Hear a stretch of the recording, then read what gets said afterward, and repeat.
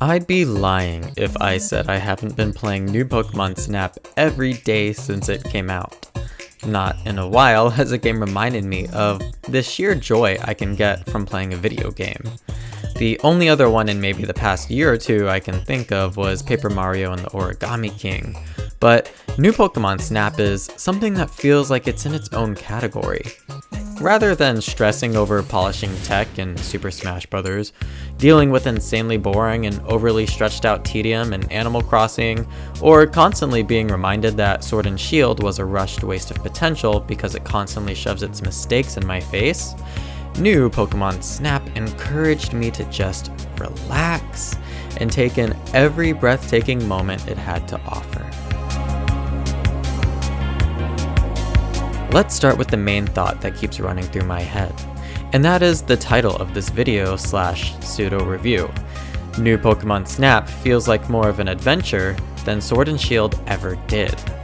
If taking my breath away with its detailed graphics, amazing animations, and cute Pokemon wasn't enough, the set pieces that Snap constantly throws out kept me guessing what could possibly come next. I'll never forget the moment I was going through a super peaceful level, and suddenly shooting stars began landing all around me, and even crashing into the Pokemon I was photographing. Or the time I was chased by a scary, giant Pokemon as the Neo 1 sped up to keep me from harm. Or the time the Neo 1 began dragging me into an underwater trench full of Pokemon that looked like they would devour me to shreds as I felt myself getting scared for absolutely no reason over a virtual space. These are just some of the few moments in a vast game full of constant surprise, set pieces, and fascination. For me, it didn't just become a game about photographing the best photos. It was also the Pokemon adventure I'd always dreamed of, and one that Sword and Shield never offered in the slightest. That's not to say, however, that photographing the Pokemon isn't an absolute blast. I've gotten some amazing shots that I absolutely adore, and can even tweak exactly how I want them thanks to the Resnap feature. I was shocked at how many of my friends said they didn't even use the Resnap feature. It's one of the best parts of the game to me. Since the scoring system in Snap requires you to center the Pokemon as much as possible, Resnaps allows people like me, who love the rule of thirds, to literally move the camera around after the photo was already taken and create the ideal photo I envisioned. I know a lot of photographers said they'd be bothered about not getting the rule of thirds when snapping photos for the scoring system, but it's honestly not how it sounds.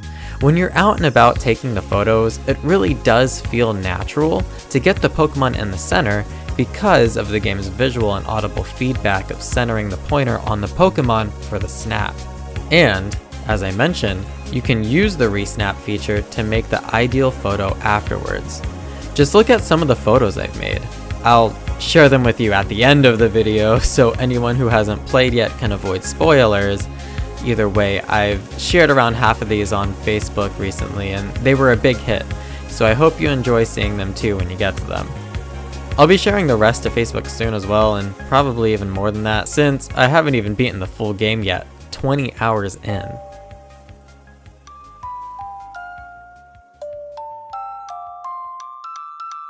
Another quick thing I want to touch on before continuing with other topics of Snap though, is that some people have had some issues figuring out how to move forward with the story and progress to new levels at certain points in the game.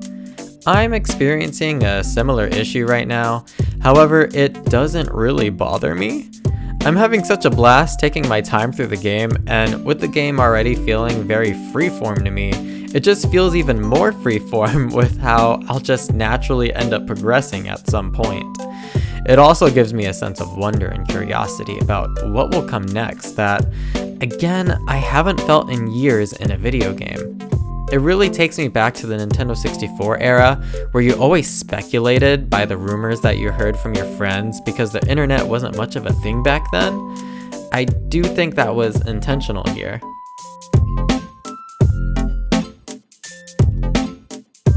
Now, on the topic of freeform, I want to expand on my feelings towards how freeform New Pokemon Snap feels. Some people might view this as an on-rail experience where nothing quite changes. If you play the game though, you'll come to find that that's not all true. At the most basic level, you can interact with any Pokemon in a majority of ways, including throwing Fluffruit at or next to one, throwing Illumina orbs on a Pokemon or on a Crystal Bloom, playing music, or scanning the area. This is where the game really feels alive. Not only do you see the Pokemon doing their day-to-day things, but you can interact with them in ways that can interrupt set pieces, or even create them. It's amazing the level of detail Bandai Namco coded for Snap to ensure the Pokemon remain interactable and alive. On top of this, as you play through levels, not only might you unlock a day or night type of variant that acts as a separate level, but you can even level up each level. When you do this, the Pokemon start to behave differently because they're getting used to you, or even start to attract new Pokemon to the area. Typically, by level 3, I've noticed the levels are insanely packed and Pokemon are doing so many things. And I don't even think that's the highest level. I'm still leveling up after reaching level 3. You can, however, choose to go back to an area at a lower research level too, as certain set pieces and Pokemon sometimes disappear entirely at higher levels, depending on which one you're playing through. So don't feel like it might become impossible to reobtain certain experiences. My issues with New Pokemon Snap are pretty minor. The biggest one would be the uninspired music, and while that sounds like a big one, it's actually not in this case because it fades to the background anyways while you're playing, presumably so you can focus on finding everything you can in the level. I do overall view it as a negative though, because good, catchy music always amplifies video game experiences in my opinion. Especially when you're not in the levels. I'd at least expect good music in the HUD menus. But not even the album or photo decks music do it for me in this case, unfortunately. The scoring system for photos can also be a little wonky, which isn't the worst thing in the world since most of us are focused on filling our personal album with photos we love. But it does kind of suck when you want to unlock higher research levels and the scoring system screws you over. It's also more common than you might think that this happens. Online is also a mixed bag. First, I love that Snap makes a point to block out photos of Pokemon and set pieces you haven't seen yet, giving you the option to individually view them only if you want to. However, for some reason, the built-in online sharing system only allows you to put up to 5 photos at a time. That's lackluster to say the least, meaning you'll only have 5 of your photos on display at any given moment. Good thing we still have our actual social media for this sort of thing. The last issue I have is with the control scheme. Even with 4 options, you're never able to set the camera shutter to ZR. The closest you can do is just the R button. Kind of awkward, but nowhere near as awkward as the A button, which is the default shutter button. On top of this, it never quite feels like I can move the camera as fast or slow as I want. You can adjust the sensitivity, sure, but sometimes I want to move it slowly, and other times I need to quickly turn to get a good photo.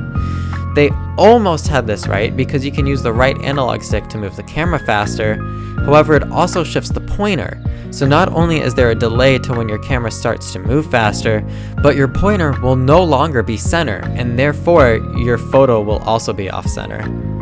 Frustrating. Overall though, those gripes only managed to bring my score from a 10 out of 10 to a 9 out of 10.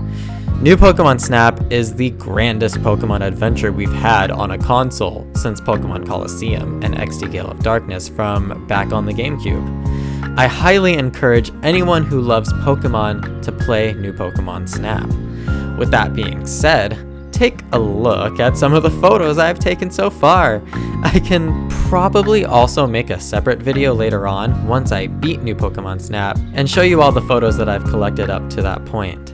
I'll leave you with one last message though, and that is to please subscribe to my channel for more Pokemon content and to leave a thumbs up to help me with the YouTube algorithm. That being said, take care, be safe, and have fun with the photos. Peace out.